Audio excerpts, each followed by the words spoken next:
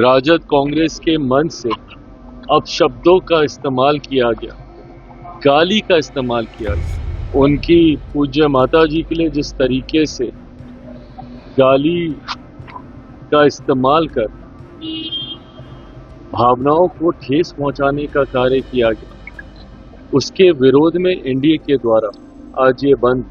का ऐलान किया गया है। राहुल गांधी जी जब स्वयं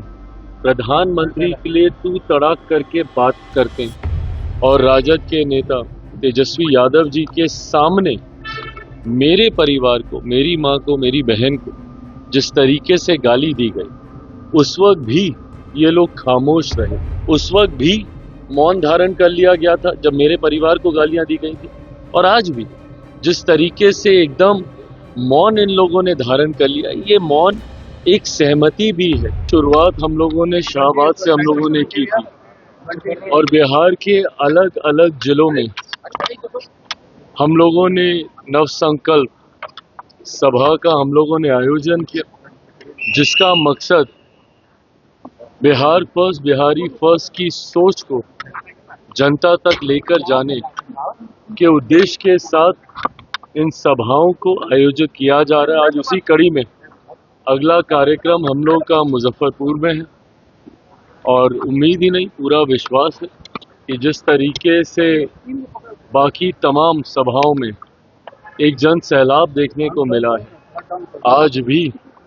आज वैसे बिहार बंद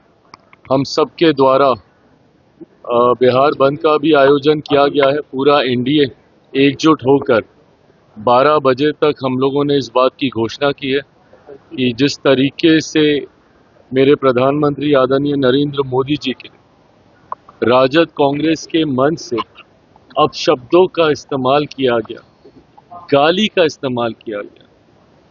उनकी पूज्य माता जी के लिए जिस तरीके से गाली का इस्तेमाल कर भावनाओं को ठेस पहुंचाने का कार्य किया गया, उसके विरोध में एनडीए के द्वारा आज ये बंद का ऐलान किया गया है। पर बंद के ठीक बाद मुजफ्फरपुर में हम लोग की ये नव संकल्प सभा का आयोजन किया गया है। उस मंच के माध्यम से भी इन बातों को मजबूती से रखा जाएगा कि किस तरीके से राजद और कांग्रेस की संस्कृति का एक हिस्सा बन गया है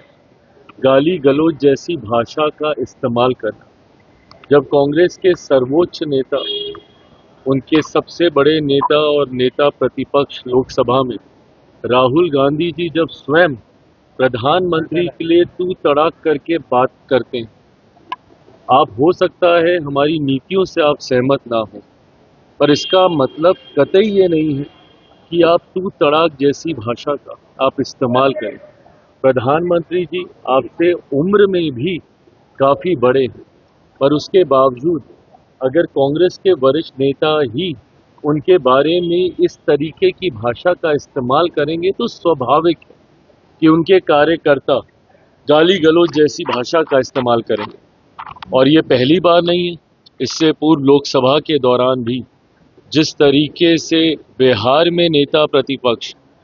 और राजद के नेता तेजस्वी यादव जी के सामने मेरे परिवार को, मेरी मां को, मेरी बहन को जिस तरीके से गाली दी गई, उस वक्त भी ये लोग खामोश रहे। आज भी अफसोस इस बात का होता है कि कम से कम एक शब्द आप इसकी निंदा करने के लिए तो कह सकते हैं, भले आपकी मंशा ना रही हो, पर अगर किसी भी व्यक्ति ने ऐसी भाषा का इस्तेमाल किया, कम से कम इतना तो आप आकर कह सकते हैं कि ये गलत है और ऐसा नहीं बोला जाना चाहिए।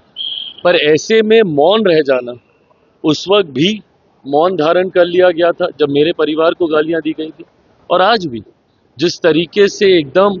मौन इन लोगों ने धारण कर लिया, ये मौन एक सहमति भी है ताकि भविष्य में भी अगर जरूरत पड़ेगी तो पुनः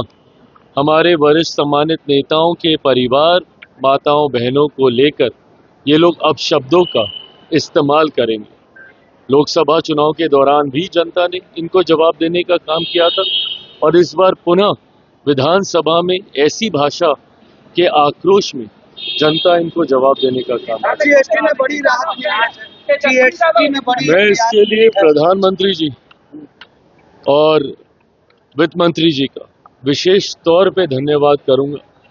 क्योंकि मेरे विभाग से जुड़े हुए भी कई ऐसे विषय हैं जिसमें जीएसटी को लेकर हम लोग लंबे समय से राहत की हम लोग मांग कर रहे थे। आज मुझे खुशी है कि एक बड़ी आबादी को राहत देने का कार्य किया गया। मध्य वर्ग हो या लघु उद्योग हो, उनको जिस तरीके से जीएसटी की दरें कम कर और 28% को पूरी तरीके से इसमें से निकालकर और 18 और 12% में आने वाली वस्तुओं को सीधा, अधिकांश उनमें से वस्तुओं को सीधा 5% या उसको निल किया गया है। जो वादा प्रधानमंत्री जी ने लाल किले की प्राचीर से किया था कि दिवाली से पहले जीएसटी में राहत देकर देश की एक बड़ी आबादी को महंगाई